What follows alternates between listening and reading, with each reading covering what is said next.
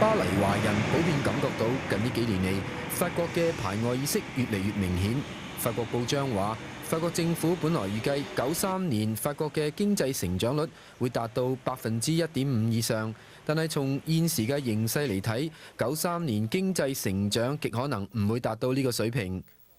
法國雖然喺控制通貨膨脹方面嘅表現唔錯，但係失業率仍然偏高。現時10個就業人士之中就有1個揾唔到工作做，社會因此普遍對現行嘅社會黨政府不滿。而另一方面，經濟衰退亦都助長法國民間嘅排外意識抬頭。巴黎華人對呢個現象雖然感到擔憂，但係亦都知道華人唔係法國人嘅排斥對象。整體嚟講，華人同白人草根階層相處融洽，並未出現白人同阿拉伯人之間嘅緊張關係。Bon, cela dit, en ce qui concerne les Chinois spécifiquement, je pense pas que ce soit 特別係華人，我諗佢哋唔會係法國人排斥嘅對象。cette espèce de rejet, quoi. 我認為華人係最受法國人接受嘅族群。喺法國人嘅心目中，華人係工作勤奮、刻苦耐勞、行藏非常謹慎嘅族群。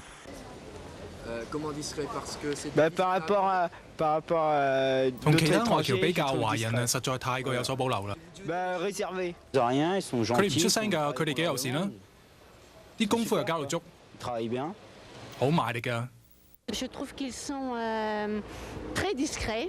我覺得華人太過隔膜啦，我哋彼此之間都冇乜接觸。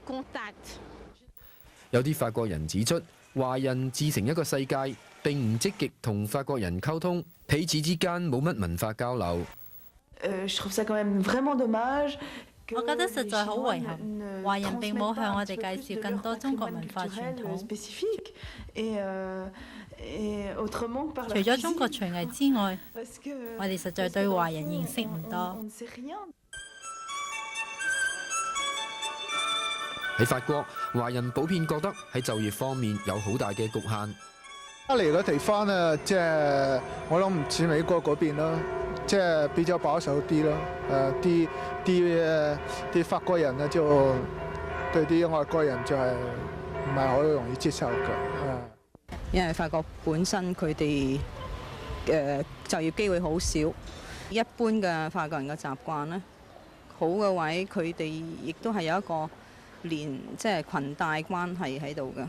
以一個工作嚟到計呢，嗰個位置呢，肯定係先俾自己人同一水平嘅，然之後先至再落到去另外一個外邊嘅外界嘅手上。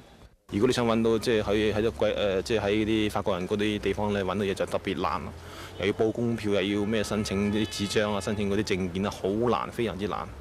仲係喺翻中國人地方啦，就自己人會幫翻自己人咁比較好啲。所以咧，我覺得揾工做咧個門面好窄啊！即係喺法國嚟講咧，多數一係製衣業啊、飲食業啊，即係呢兩門咧，即係比較容易揾嘢做啦。但係其他啲門即係就比較難揾嘢做啦。主要原因就係法國需要一張工票，咁樣如果我哋初多啲華人啦，尤其是我哋啲中年人啦，而到法國想揾工做，你又唔識嘅話，除咗做我哋亞洲工，根本上冇可以去做鬼佬工。咁樣老闆睇死你要我去張工票嘅，佢當然係剝削咗你嘅人工啦。所以有陣時自己又唔可以怨個老闆對你唔好嘅，邊個叫自己即係唔可以適應呢個環境咁咯。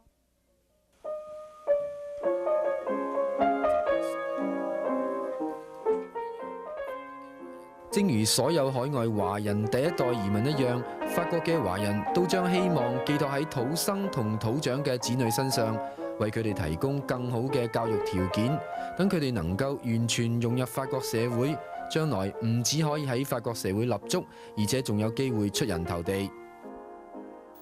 以秀台記者黃侯斌喺巴黎嘅報導。